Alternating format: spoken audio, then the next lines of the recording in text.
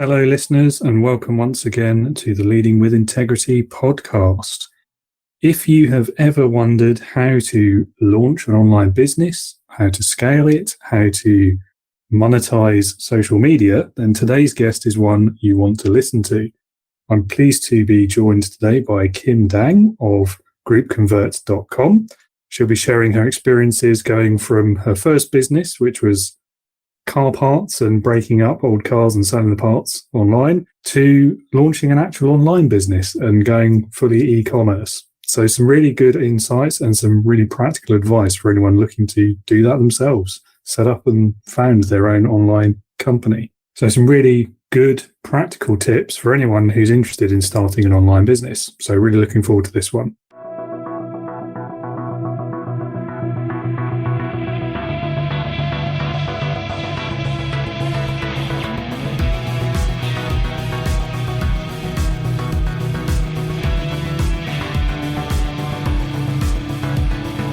Welcome to the Leading with Integrity podcast. Leadership talk for the modern manager. With your host, David Hatch. Kim, thank you so much for taking the time out of your morning, I think, to join me today. Much appreciated. Thank you, David. Excited to be here. Awesome. Well, I will kick off by handing over to you to tell the listeners a bit about your career background, your business today, why you do what you do, really. Yeah, so I'm Kim Dang. I'm the CEO and founder of GroupConvert. It's a software that lets you collect emails from Facebook groups.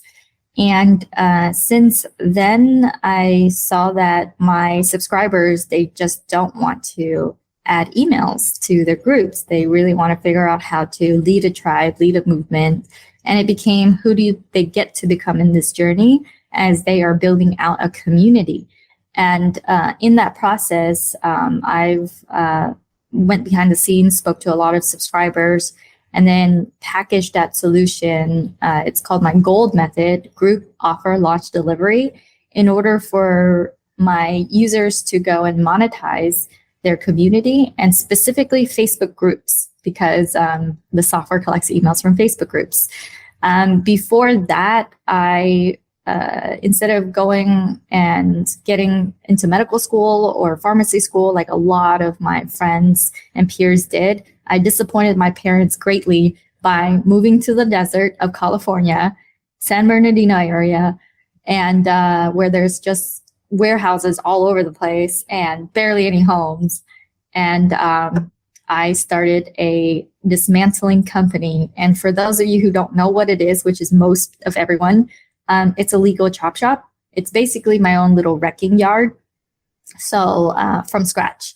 And I got into that by, in high school, selling a lot of random things on eBay because I would Google like how to make money online. And I saw that drop shipping was a thing. So I started just selling items I don't own, posting it on eBay, and then that high got me into, what else? So I started selling like random shoes, and that got me into looking into car parts as well, because I saw the motor industry was huge. And I recruited someone who was working for a yard at that time in California to go and work with me and team up with me to sell car parts. And conceptually, it's not like a crazy, like it's not rocket science. You buy cars whole from auctions. It costs you around $2,000 to $3,000. And then it parts out to around $10,000, $15,000. And then you list the parts online. So that's what I started doing after college. And I've automated that business. So I started my journey in e-com. But what I've noticed about e-com is I have to deal with all that inventory, all that overhead costs, tons of returns. It was such a headache, even though it's a successful business. I said, no, I got to figure out something else. And that's when I got into the world of software, where there is barely any inventory because it's unlimited. It's, pixels stored online, code essentially.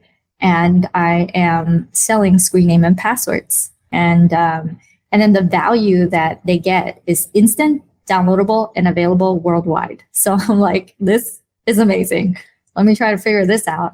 And it wasn't until I tried thinking of like big ideas, big app ideas. And I would just sink a lot of money into things that absolutely fail until I stumbled upon Facebook groups. And the first software that I created, Group Convert, is very simple. It just lets you collect emails from Facebook groups. So super simple, very straightforward. And when I launched that, it was a real solution for a problem people had. And so they saw the value of it right away. And then that sparked my real first software business. And now today I not only teach people how to have passive income from their simple software businesses, how to monetize from their community, but in that process, I started owning and acquiring simple software as well as little cash flow businesses. And we also, a branch of our company, provide done for you little simple software spin-ups. So you could have your own little business as well. And now, out of everything, it is teaching people how to do that. If people want to purchase it, that's great outright. If people want to build things from scratch and build their own community and launch their offer into the community, they can do that with me. And I'm really proud of the team that we've built. Really, it takes a village, and it's definitely not me by myself. I'm surrounded by amazing, talented team members. If it wasn't for them, I would not be able to do this or pull it off. Yeah. Yeah. Words that many great leaders have said. It's all the people. Yeah.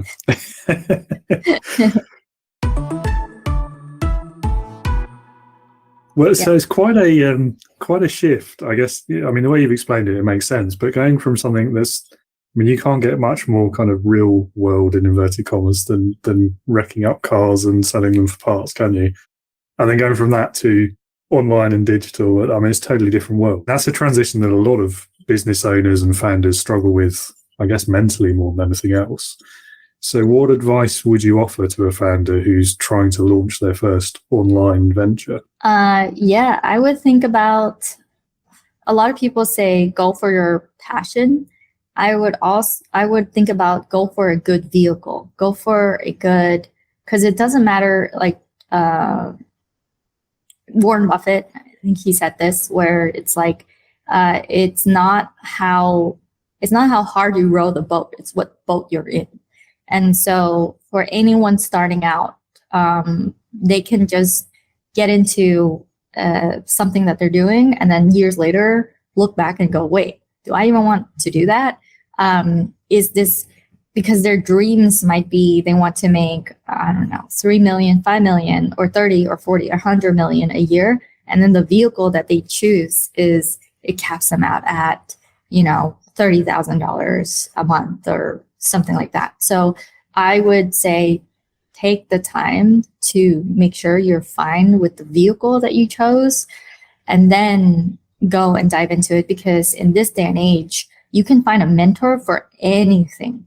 And I have clients and even like peers and friends who easily make $300,000, $500,000 a month, and they barely work at all because the vehicle that they chose is so high volume transaction and is so lucrative. Whereas others are, they like bust their butt off and they're barely making ends meet because the vehicle that they chose. So like a very big lesson for me is, and those who are listening, is make sure that the vehicle you choose fits your dream, fits how big you want to go. I guess it's both, isn't it? It needs to be something you can care about as well. I mean, well, maybe I'm speaking from my own opinion there, but I would find it really, really difficult to put in the kind of the hard slog that's needed if it was something I didn't really care about. Yep. Well, my opinion is kind of controversial because I didn't care about car parts at all. What I cared about was time freedom. So I knew like that business would allow me to cut my chops in figuring out like, how do I have a business? How do I negotiate with people? So I had to negotiate pricing of beams and the warehouse equipment. I had to go and figure out all the rules of the city, water board rules, fire department rules. I had to figure out how to purchase cars without visiting it. So there's all these things that I felt like gave me the fundamentals, but I had no passion about car parts. The passion was I am starting out and I need to figure out how to have something that's stable. And then from there, then I will go into a field that I'm passionate about. So I actually have a very contrarian view with that because there was no passion with me in car parts, even though I probably know more about car parts than most of the world. Well, fair enough. We can't argue with the results, can we? Fair to say maybe, though, that you were still passionate about learning and understanding how to run a business, how to set all of that up. And obviously that's all been useful knowledge. So it's come good, hasn't it? Yeah, absolutely. I agree with that. So something that I know you've spoken about and it appears in a couple of your programs, I think, is this concept of the unfair advantage. Can you tell us a bit more about that? So a lot of people go into business and they would know nothing about the actual topic, but they have an unfair advantage in that they know a lot of people that might distribute. So they have an unfair advantage in distribution, or they have deep industry knowledge. And so it's a road you don't have to struggle through if you do have unfair advantage in terms of industry knowledge, in terms of distribution. And I think in this space, distribution can be bought and industry knowledge can be learned. So really the next level of unfair advantage is, are you in a position and place where you're a little bit of both? You're like, you know how to distribute it very well because you're very connected to the industry and people within that industry. And at the same time, you know so much about that industry that your offer, what you have to offer, blows all the other people's offers away. And you become this like unique unicorn as well. And that takes time. I'm saying it as if that's like something you have right away. But I do know that my peers who win really big, they have a little bit of both in terms of unfair advantage. What would be your greatest client success stories then? If you had to pick, I don't know, let's say 2 or 3. A lot of people believe that they need to have an offer and they need to have an audience in order to monetize from their group. And that's just not the case. One of my clients, April, she has 4 businesses when she came to us.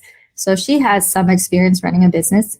But she's like, Kim, I'm a smorgasbord of stuff. Like I have a software company. I have a bar. She has a bar. She has a call center and she has a hood cleaning service. So she's like scattered. And she was plateauing at $25,000 a month. And she's like, is this going to work for me, this Facebook group world? And I said, yeah, don't worry. We'll just take a look at what you have and have you go and monetize your group. And this is exactly what we did. We sat down, we take a look at everything she had. She had a call center she was charging $77 a month packages for, like a subscription model. And I said, that's great, but let's turn that into $9,500 because that's the true value. Let's make this a bigger package for your more premium people. And let's fill up a group with those people. So she invited like some of her past clients. We also added people from similar groups that might want a call center. You know, any kind of like local business needs a call center. So added those people. Her group grew from 0 to 146. And then she did her pitch when it was only 73 people in her group. And she made $52,000. That's only like 5 people who said yes to her. And she's like, oh, wow, this is great. I just added an extra $52,000. And in the span of 5 days, I had her do a 5-day training. And so she pitched into her group, cart for her opened, it closed. She got 5 people in, and I said, that's cool. Do it again. And she did it again the next month. She did over $102,000. And it's just this very repeatable model that they can tap into if they are like super new, like April, who didn't have a Facebook group, doesn't pitch. Her Facebook profile itself is just her husband and her pictures of her life, nothing businessy. And but she was plateauing at a certain level of income for 7 years.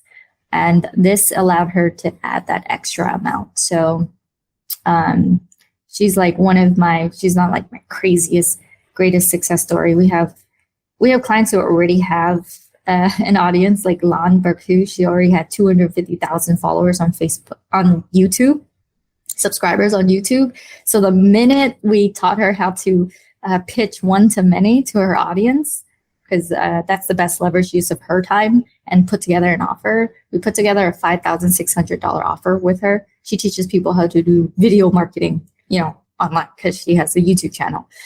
And she enrolled 42 people, so she did about $250,000 in 5 days. And this is just activating a person. So whether you're just starting out or whether you want to be activated, this method works for you. And I can get into like why the method works as well versus just saying, hey, this is the method that works. Because I know a lot of times people listen into a podcast episode and they're like, well, that's cool. She's trying to like talk about her success, but like, what is it that really makes it work? And I could get into that as well. Yeah, please do. So the reason why this works so well is because we use our software, and you can manually do this, but we'll scrape people leads from neighboring groups. So let's say that you are a health coach, you teach health. We would go into, let's say, the Aura Ring Facebook group where everyone at least paid like $300, $400 to have a device that tracks their health. So they are all a list of buyers. We would naturally invite them. This is the organic way. Invite them in with a series of scripts that's like, hey, and then after that, like, oh, are you looking to have a better relationship with food for this new year? And they're like, yeah. Okay, well, I have this next level training that is my 5-day detox training challenge that's happening on this date. Would you like to attend? It's free. And they're like, okay. And so it's a very natural progression of movement from someone random on the internet to coming into a group. Now, when they get invited to the training, they're in the members request area of that group until the day before the training happens. So what happens is you're going to open up the group the day before. Everyone who requested to join the group will flood in. You click approve all, and it will approve everyone in. And you'll have a pin post. That pin post says that, hey guys, just letting you in a day early for the training. Be sure to interact, because we will actually kick people out who don't interact in this training by day 3. So make sure you go and you do your welcome post below here. And so it takes around 2 to 3 weeks to fill up a group to 200, 300 people pretty steadily at around 25 people a day.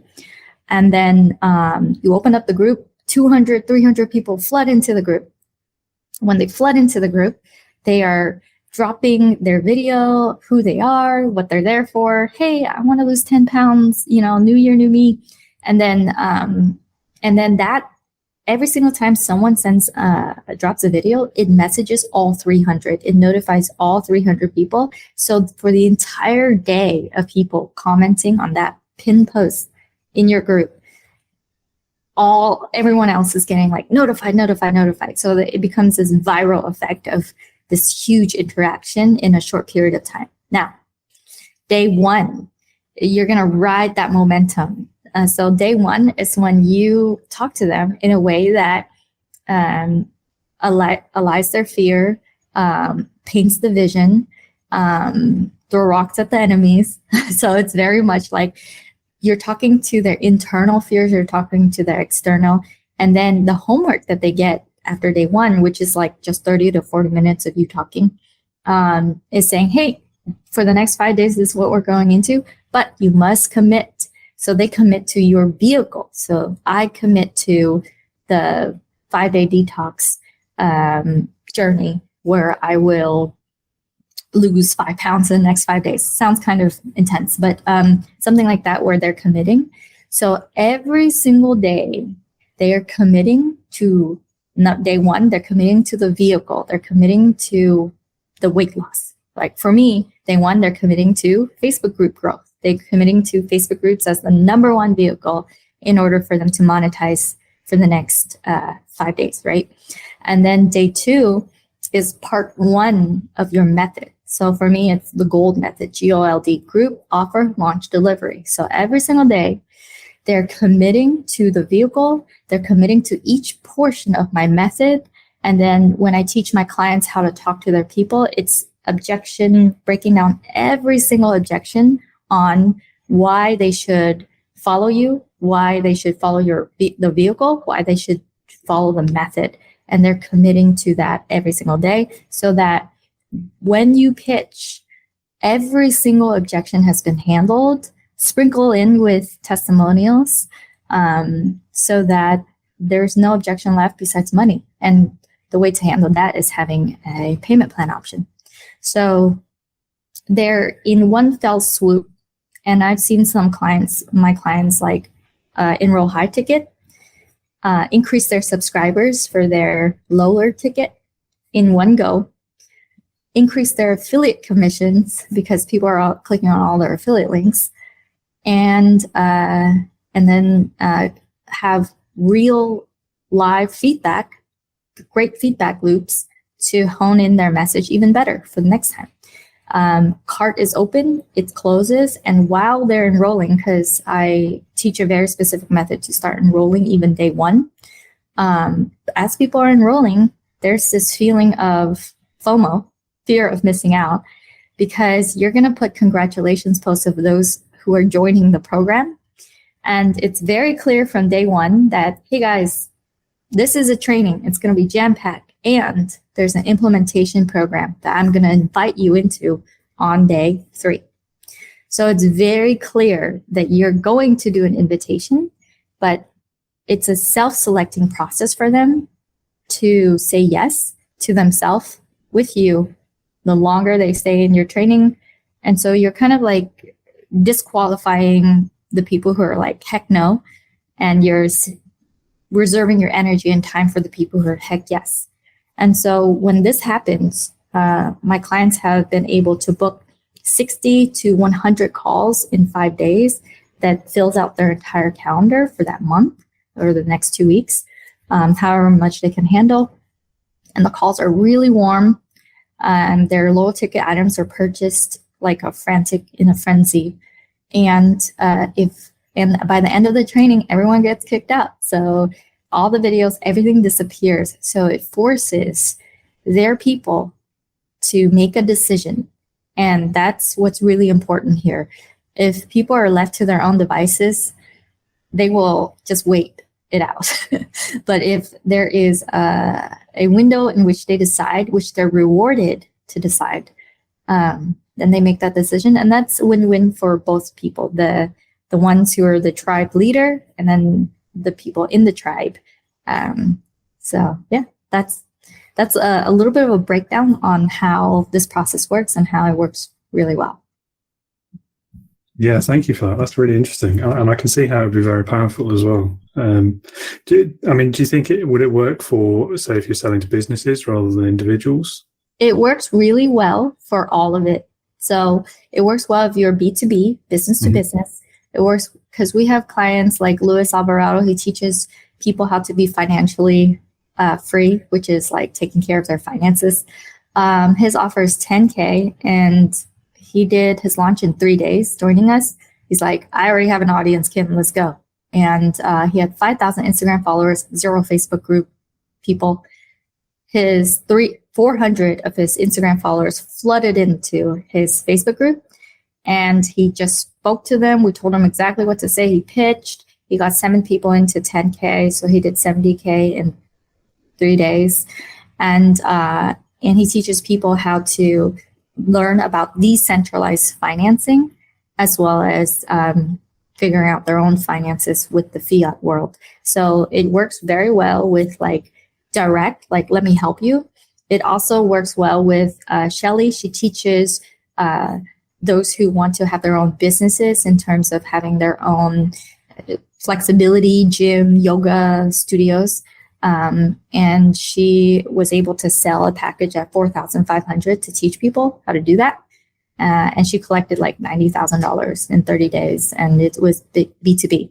So it works B2B, it works B2C, and it works B2B2C, which is helping business owners who help not other business owners, but consumers as well. And so, yeah, it works well for all three, because the messaging at the end of the day is very much similar. It's not that they're saying yes to you or a program or a thing. You're allowing them to say yes to a life that they could live if they follow you. And that life, when they make that commitment, when they're putting in that money, like just doing the commitment and saying, I'm going to do this, and you're providing the vehicle in which they do it, but they're really saying yes to themselves. And so when we have you talk to your people, it's framing it in a way where it's them saying yes to this life that they see, and then allowing them to clearly see that life in front of their eyes. And a lot of the languaging I tell my clients to say is, do you see?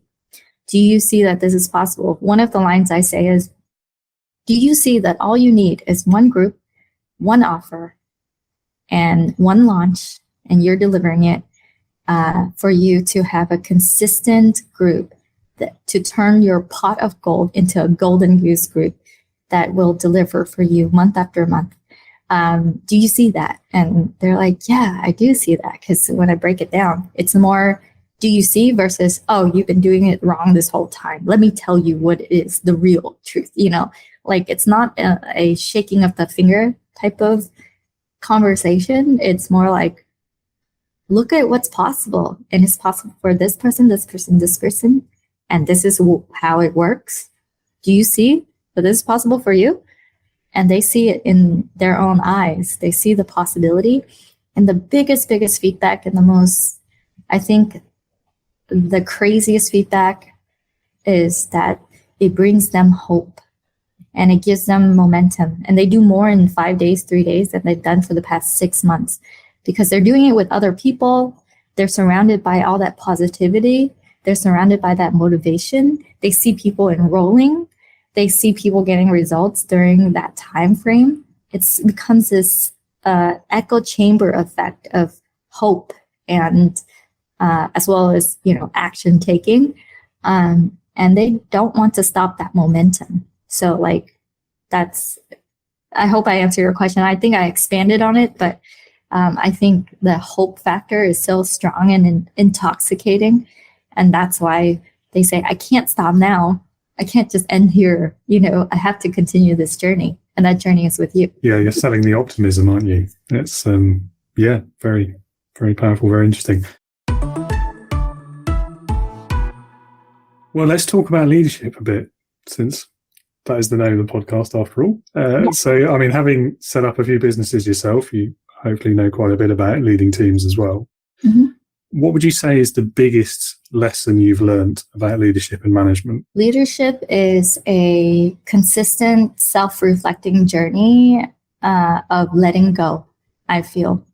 And a lot of people have very strong grasp over control, and it becomes a really hard journey for them.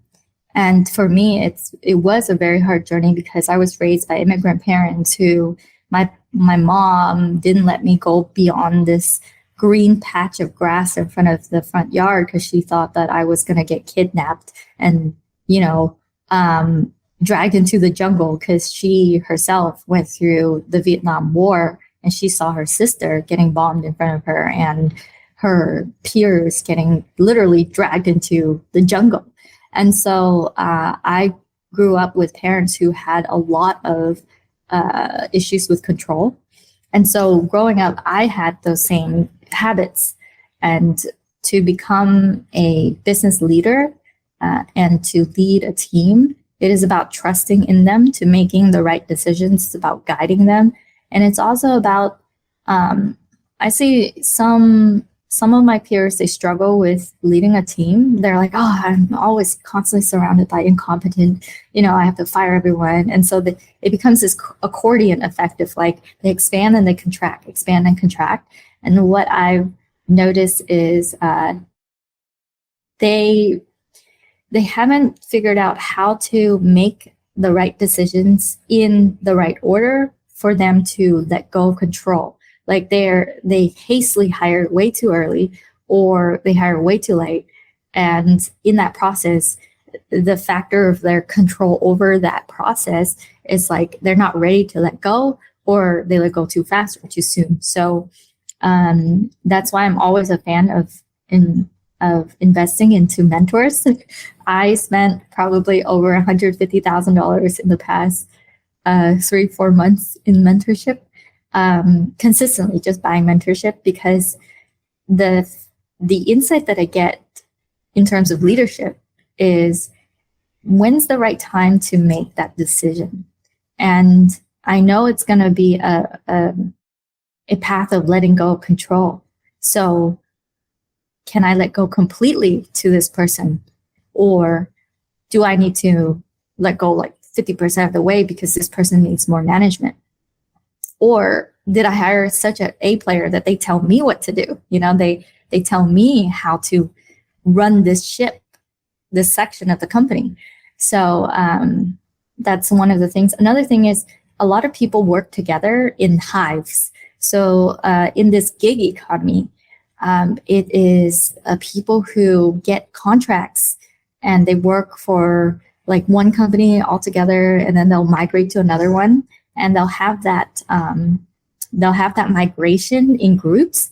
And if you can go and hire, if you're doing a hiring batch, it's so much easier to hire a batch of them and say, hey, who else works with you in other companies? And so that the camaraderie that they form and everything, their connection is so strong that it's the reason why they show up. Like a magnetic person, if you have those sprinkled in your company, the magnetic people, people gravitate towards them and want to show up and want to work. Otherwise, you are fighting this battle of internal content delivery. Like if you don't have that camaraderie, you don't have that magnetism in that person, in that department, and people are like zoning out, you're competing against attention with TikTok and with like every other company out there, just everything, Netflix. So if you have like magnetic individuals inside of your company, that becomes such a strong glue for people to show up and interact with each other. So those are just a few of the things that I would recommend for leadership. It's funny where you started saying about the people who are just constantly firing everyone and complaining how everyone's incompetent, and you kind of think at a certain point, it's probably you that's the problem, isn't it? If everyone you ever hire is always incompetent, maybe take a look in the mirror. Yeah. I work with a lot of clients, helping them scale their business. And then, it becomes kind of apparent. I'm like, someone's the common denominator here. Yeah, right. Yeah. But then at the same time, it can be understandable. Like if you've built the business from nothing by yourself, you know everything like the back of your hand. And of course, it's difficult to release that control. It is. Yeah. That's why a lot of businesses fail. I mean, Yeah, and I guess your second point as well is about the culture in the organization, isn't it? And really, that has to come from leadership, and not just from the top, although it has to start there, in my opinion. But you want it at every management level throughout your company, really. Yeah. What do you think is the biggest mistake that a leader can make, apart from saying everyone's incompetent and firing them all the time? A big mistake is thinking that you can do it yourself. That's such a big mistake, because you can collapse years of your life in learning And I'll give you an example. One of my friends, not even like my own example, but like for me, I've probably collapsed 10, 20 years of success just because I said yes to hiring mentors who specialize in sales, who specialize in high ticket, who specialize in scaling out a company. So I learned all of the back end behind the scenes stuff that it would have taken me forever to learn by myself. But one of my peers, he was selling this package, and he was just a salesperson for this info product on e-com, selling on, having a store online. And he sold a lot, and then the back end was just like so horrible that people asked for refunds all over the place. And he's just a salesperson, so he's like, well, how can I control this? I don't know how to do this. What? And instead of saying, okay, I'm going to refund everyone back and just work for another company, and I just joined this company and I sold a lot, but it was the wrong decision, he went out and he paid a mentor $100,000 to figure out how to deliver on all these people that he sold. And that mentor gave him the tools that he needed to now fulfill. And now he has his own info product business that's doing very well. Sometimes I do 500,000 a month. Sometimes I do $1 million a month. And it's because he didn't quit. He didn't give up, but it would take him forever to try to figure out the delivery. But it's like the biggest lesson there is that you can go and buy mentorship into everything: delivery, sales, operations, marketing, just everything. So why sit there and try to figure out yourself? You are not people, right? You think like this is what the people want. You are not people. You are a person in your room. How would you know everything? So to me, that's like the biggest mistake. And being afraid, which is natural, but being afraid to invest in yourself in a big way is also a big mistake. One of the most powerful lessons out there is learn from mistakes. But I think something that needs to be added to that quite well-known lesson is they don't have to be your own mistakes. So as you say, you can find a mentor who's already made those mistakes and they can teach you which ones to avoid. And you get a head start by doing that, don't you? Yeah. Okay, flipping the question around then, what was the best piece of leadership that you've ever seen? The best piece of leadership is a leader that has a lot of, maybe it sounds kind of obvious, but has a lot of has a lot of IQ as well as EQ. Because what I've discovered is that at first, when you start having a company, you're hiring maybe people who need a lot more overlooking and a lot more coaching. And they come into your company and you really need to train them like crazy, and maybe into becoming a leader one day. And I've seen the ones who are like pre-packaged leaders, they are a mini CEO in your company. Like they know a little bit about everything. The trait of a really good leader I've seen is they're not telescopic in their zone. They know how to interact with people. They know how to coax other team members to go and follow their lead. They know the art of persuasion. They know how to talk to clients as well as team members, as well as me. And so they know how to navigate human behavior. And I guess this doesn't really maybe necessarily apply to super singular, like just a development job. But even like the greatest developers that I've seen, they know how to manage other developers and they know how to talk to people. They know how to talk to the clients and the back end techie people. So great leaders are mini CEOs. and they have just as much EQ as IQ, and they're masters of persuasion. Like they've learned psychology and human behavior. Yeah, that's what I've witnessed. Yeah. No, I agree. It's a good example. It's the people aspect, isn't it? And it almost doesn't matter what their actual role is, but if they're good at that people aspect, you know they're going to bring value to the business as a whole. Mm-hmm. If you were to grow your team again from scratch, what would you do differently, if anything? I don't know. I would interview a lot more. So when I was hiring, I would hire as needed basis. And, when you're bootstrapped, it's kind of like how you don't have like crazy amounts of time. But what I would do earlier is, because a wrong hire doesn't just cost you the wage of that person or the things they could have done, but they didn't. It's more now that they're deeply embedded into your organization after like 2 years, and it's the wrong hire, it just affects every fiber of your business. Like it's this spider effect of like everyone around them. And so, and that is not just an instance in time. It's like the expansion of years. So, it's like learning the alphabet the wrong way and then not knowing how to speak English for 3 years and you're speaking like gibberish. That's how like intense it is to hire the wrong person.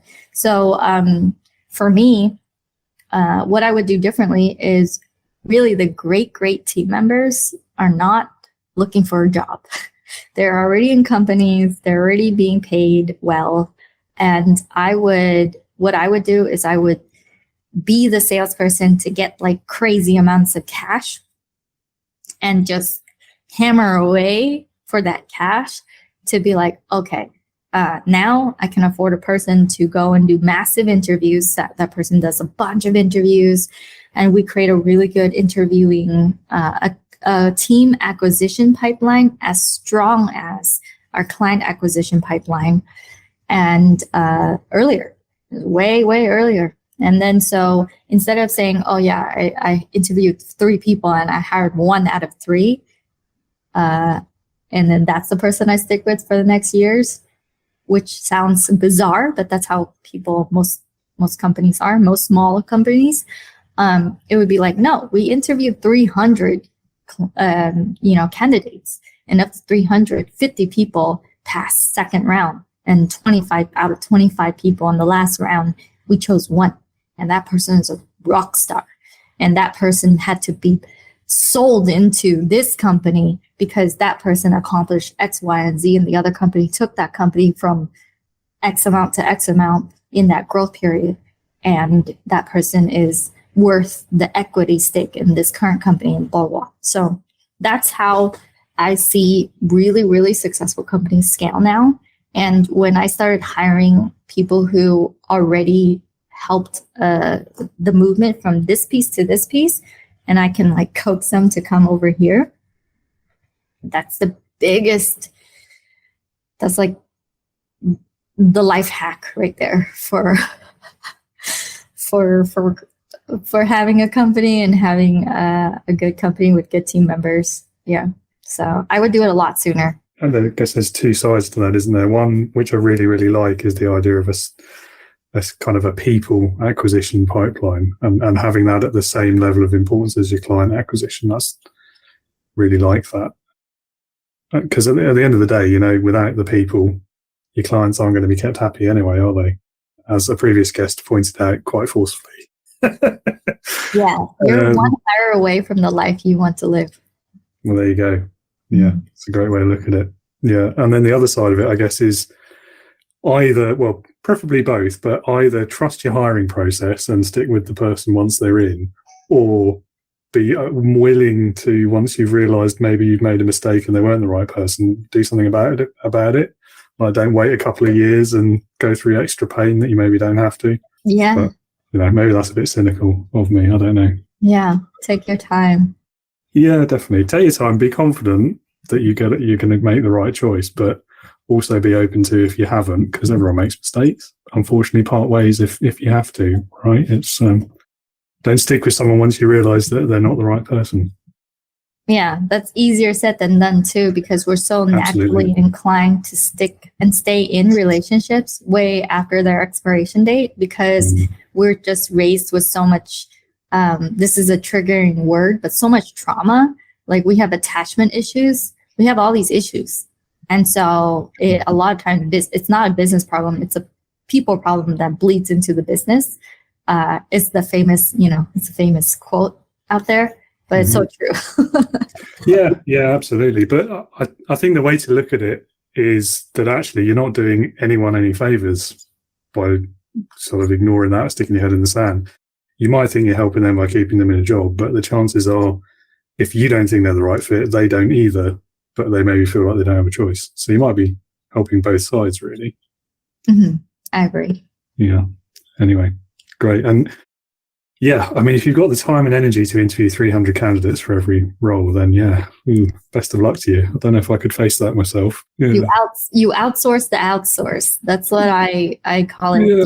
You can't do it yourself. Hire someone to do the interviews, and they can record all of it. They can ask all the questions that you would ask anyways for the first round. And then you just watch the Loom video. You just watch the recording in 2x, 3x speed of that interview. So yeah, that's one way to go about it. Yeah. Make the tech work for you again. Yeah, I like it.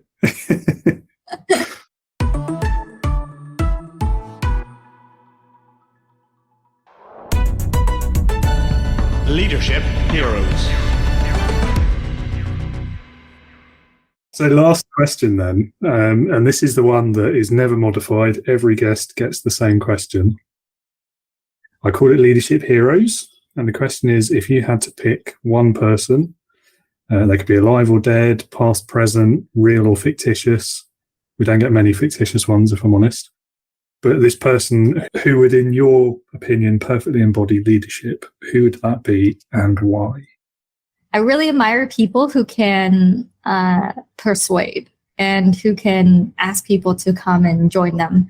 So like Steve Jobs is, even though he was kind of benevolent and really like, I don't know, not that nice sometimes to his team members, he was so good at convincing people to come and join his cause, and really his vision. And I think a great leader has the ability to be like, look, do you want to sell sugar water for the rest of your life, or do you want to come and work for me and change the world? It's such a great, I don't know, that's the type of leaders I look up to, are leaders who can corral people who are happily in other jobs to join their movement, to change their entire life for them. He's a good example, I think, of the sort of leader who can lead through that inspiration and the vision. And, this is the grand strategy of what we're going to achieve.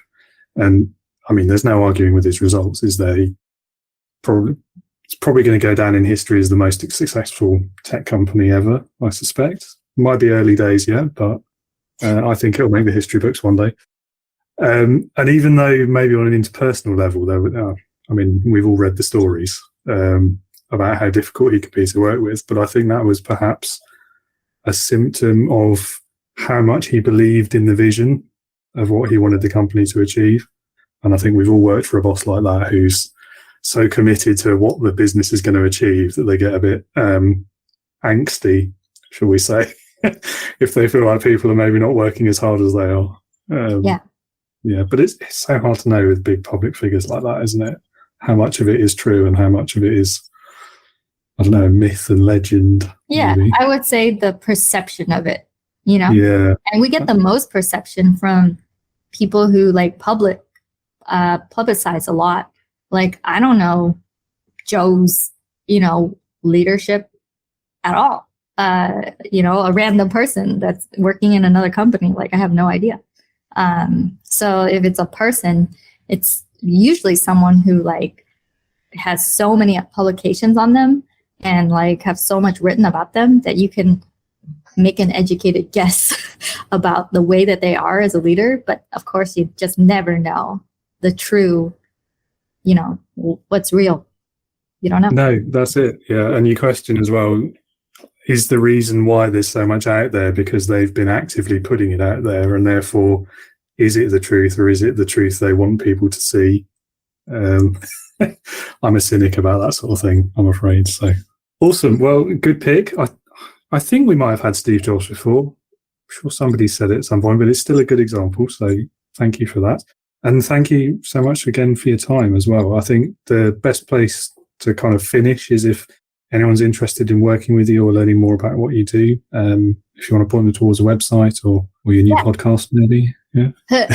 They can go to groupconvert.com, GROUPCONVERT, like converting a group. You can go there.